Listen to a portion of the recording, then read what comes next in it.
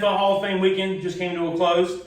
You had a lot of great guys go into the Hall of Fame this year. My team, Pittsburgh, did really well. They also beat Adam's team, the Cowboys, in the Hall of Fame game. Already 0-1, baby. Yeah, Love it. already eliminated from the playoffs. McCarthy's already on the hot seat. Yes. Yeah, he's already going to get fired tomorrow. They fired a coach already, didn't they? Their special teams coach got fired after that? Yeah. Anyway. Immediately after the game, he got fired. So, off to a great start there at the Cowboys. But anyways, Hall of Fame, the pageantry, all these guys going into the Hall of Fame. Then they brought up, the 2022 class, and there was a lot of guys there coming up with their first year eligibility. And I saw one name in particular that I thought was pretty interesting. Devin Hester, one of the greatest kick returners, I think the greatest kick returner in the NFL. For the Bears, great Bears player.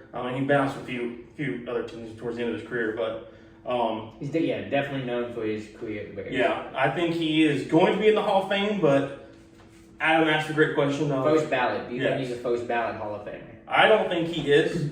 I don't know that he's going to end up in the Hall of Fame. Why not? Let's hear it. Yeah, well, let's hear it. I think so. It's not that I believe this argument, but I've heard this argument for years now. When he actually retired, can you put a guy in the Hall of Fame that was literally he was just a returner?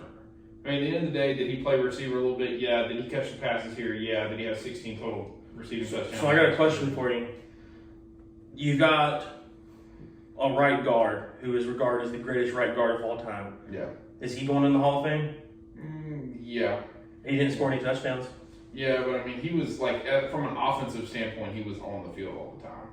But you're also what I'm getting at is Devin Hester is regarded as the greatest to play in that spot. Yeah, he's argued as the greatest returner of all time. Yeah, but I mean, he from a key asset standpoint, the guy was on the field maybe 5 minutes a game. Yeah, but how differential are those kickoff returns and punt returns for a touchdown? In that season, probably made a difference for the Bears some here and there. Yeah.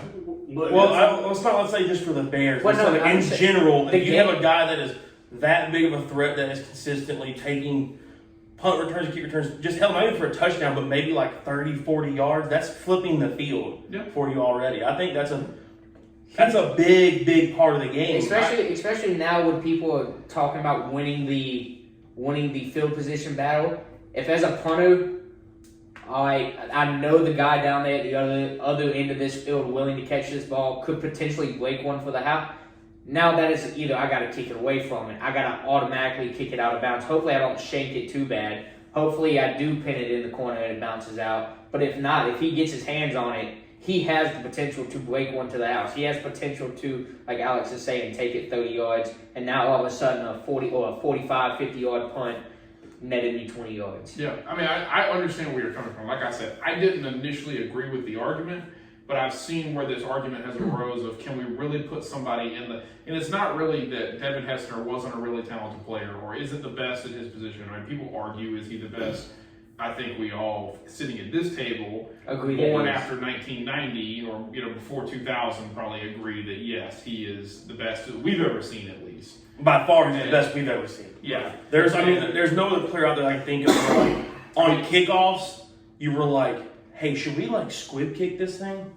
Consistently, teams were like, are we going to squib every game? Are we going to squib it every kick? Or we got to make sure we can get out of the back of the end zone. Yeah, you're trying to kick a field goal through the other uprights. Am I willing to give them ball on the 35 potentially so he doesn't get a chance to return this? Or like you're saying. Because if he returns it, they might end up on the 50 or get a touchdown. You're like, you'd rather take the 35 on the squib kick than gamble on him breaking one. Or like you're saying, you got to know as a kicker and even as a coach, kicker, you're going out there, you got one job, and that is to put it through the back of the end zone. And I think what really sticks out for me on this is most punt returns for a touchdown in the career tied for the most punt returns for a touchdown in a season.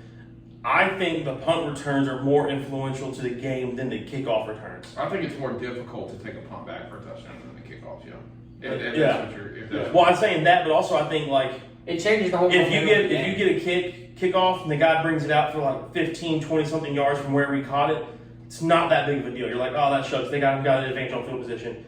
If a dude does that every punt, he's potentially crossing across the 50, feet and other stuff like that. I think Yeah. he's truly flipping the field at that point in time on a punt. I think that's why I'm saying big punt returns are a bigger key difference than just big kickoff returns. Yeah.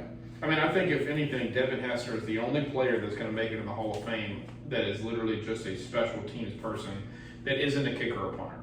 Like, there's going to be kickers and Yeah, punters. just like Justin specialty, a trick play type of guy. Yeah, like Justin Tucker, 100% first ballot Hall of Famer as a kicker. But, Devin Hester is going to be the only person that was just specifically a returner. Because, like, he's tied with three other people for the most punt returns in a single season with Jack Christensen, which played for Detroit in the 1950s.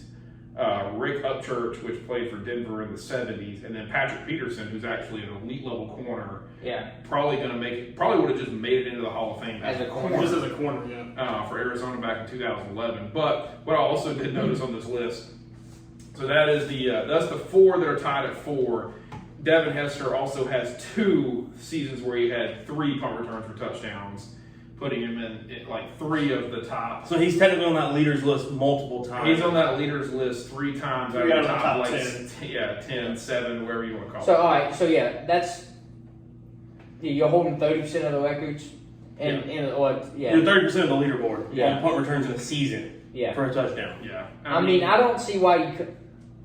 Like you're saying, Alex, he's definitely going to be in the Hall of Fame. I think first ballot, maybe not. I'll be surprised. Second. I'll be genuinely surprised if it's first ballot. How many times do you get a chance at the Hall of Fame? 5? Baseball's 5. I don't know about football. Yeah. I think it's more than that 'cause I think Alan Faneca was on there for a while. Yeah, baseball's, I think they go, 5, 10, 15 years, and after 15 years, they got to fall off.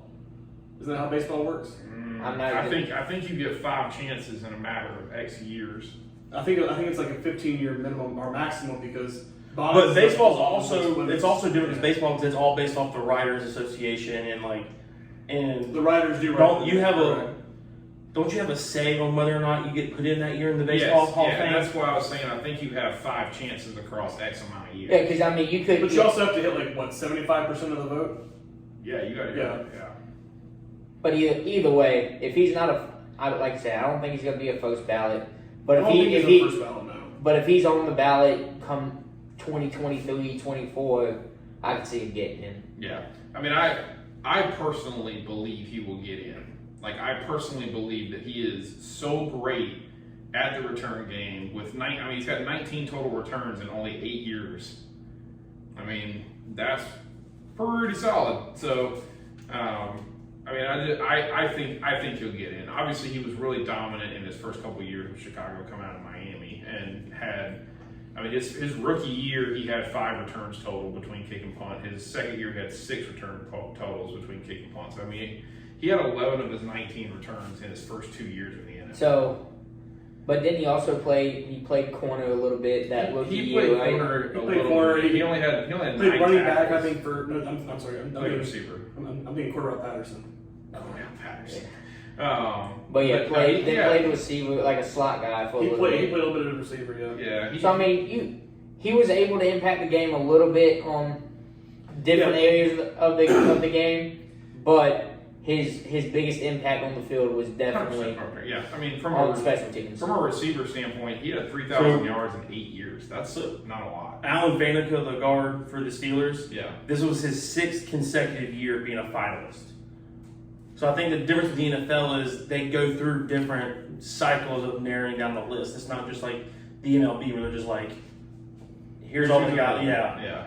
So I think it's if you keep making it through the rounds, then you can keep going through the rounds. But I think the big difference is eventually the NFL, the whole committee for the NFL Hall of Fame will eventually just stop. Like, okay, this is the 8th time we're about to talk about this dude for possibly being a finalist. Like, maybe we shouldn't do it this year, Yeah.